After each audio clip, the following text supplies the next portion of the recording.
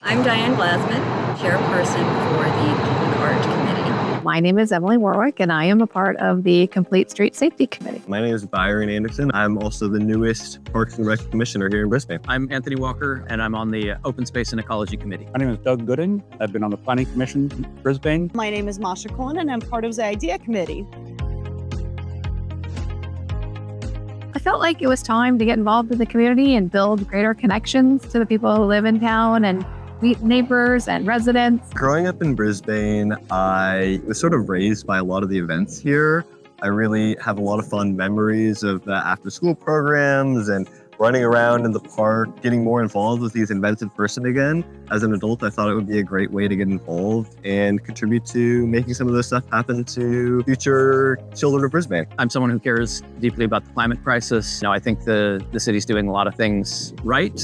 I want to do everything I can to help contribute to solutions. I really felt that it was a good way to sort of give back to the community, that this is a really special town and one that I wanted to be a part of and make better. I have been a Brisbane resident for 12 years now, and I have never participated in anything in town. And knowing how active the other residents are, I also wanted to do my part.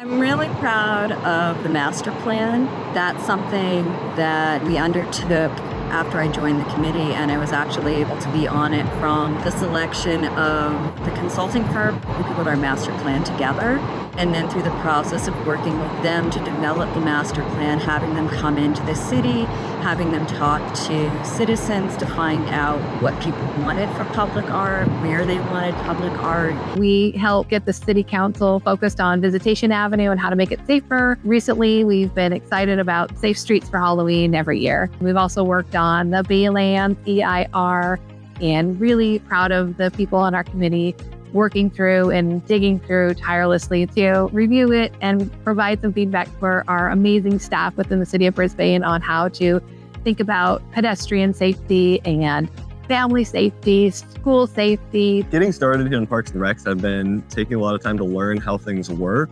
It's just lots of little contributions and activities that you do each month that sort of are always changing and always mixing it up and being interesting to both participate in and host. I'm excited about the Climate Action Subcommittee's work on climate funds to help fund climate projects going forward. Really looking forward to working in the Baylands coming up. It's probably the single biggest change coming down the pike for a city of this size that I can imagine. We've had several things come up over the years about the acres, because the city is taking steps incrementally to acquire some of these areas and preserve them for open space, which is a terrific thing for a city to be able to do. I am looking forward to being part of the Day in the Park tomorrow, as well as the Short Film Festival, which is coming up later this month. You talk to a lot of the city council members. They look through the candidates and see who they think could contribute something.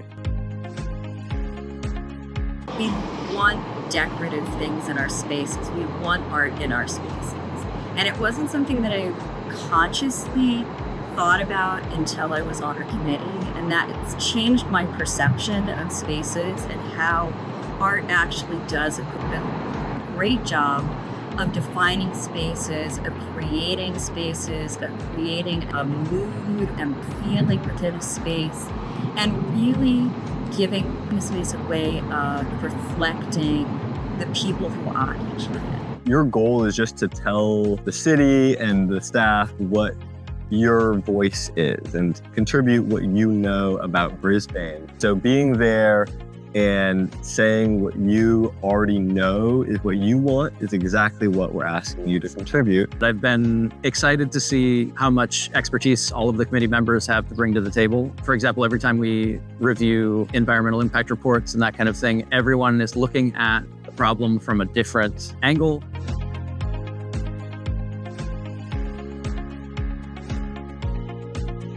The city has so many different committees that citizens can be a part of that I think anybody can find something that they're interested in, and I don't think that it's that much of a barrier as far as whether or not you're qualified or not.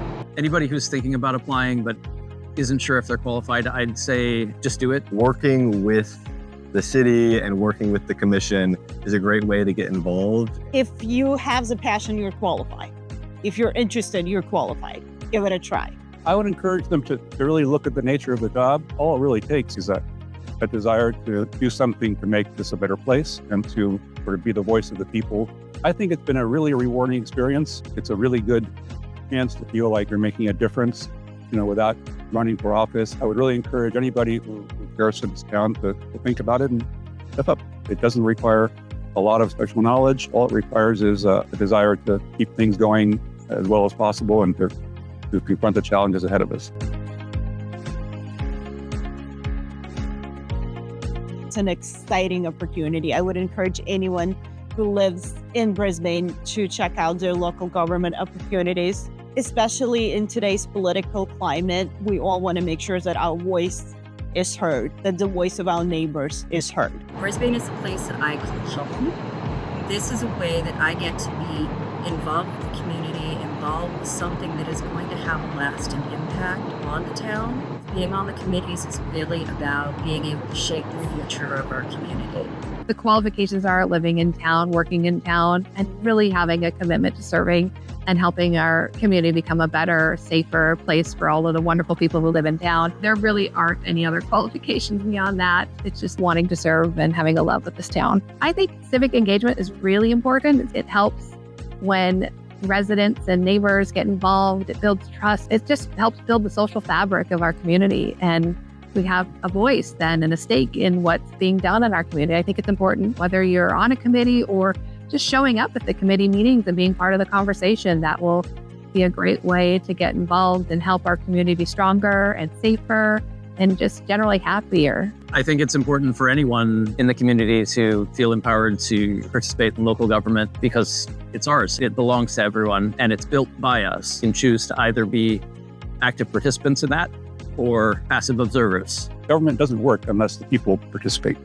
Pure and simple. But these committees and commissions are really a crucial way for the population to make their voice heard and to make people in the community feel that their own voices are heard as well. Honestly, only a couple of hours long, but it's not a real onerous commitment. It depends on the month. Sometimes it's just the meetings and they can be an hour or they could be 2 hours. But when we were working through the Baylands EIR, we'd spend, 10, 15 hours a month really digging in and trying to make that better for our community. So each month varies depending on what projects we're working on, but it's worth it. It really ends up being pretty light commitment and a great way to still contribute in your free time. It's maybe a few hours a week. We've got a meeting that's usually an hour or two long, but I'd say, in any given month, it's probably not more than a few hours. And it is absolutely doable, even for somebody who has a family, a full-time job. It is not a huge commitment, but I think it makes a difference.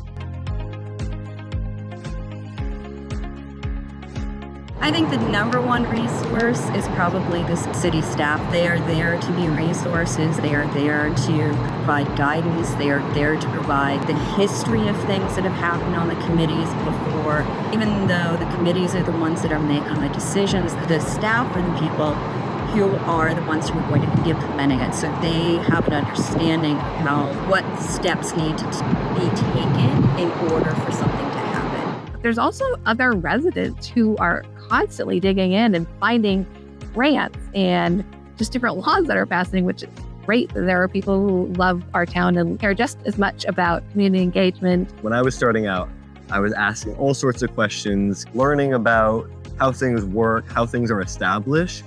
And there's always somebody there to help answer your questions and accomplish whatever your goal is. We have the full support of the rest of the committee if anybody's following behind or needs help. Some of these processes and things can be a little bit daunting at first, understanding how a meeting is supposed to go and who speaks when. The handbook that they've done for the commissioners is a really good tool. So I found that if I ever have a question or I'm not sure what something means or an issue behind the scene, the staff are incredibly responsive. They're really, really good resource. We're really lucky to have these folks. The members of the Brisbane local government are absolutely there to support us. They're there with every meeting. They're answering all of our emails, questions. They have been absolutely great.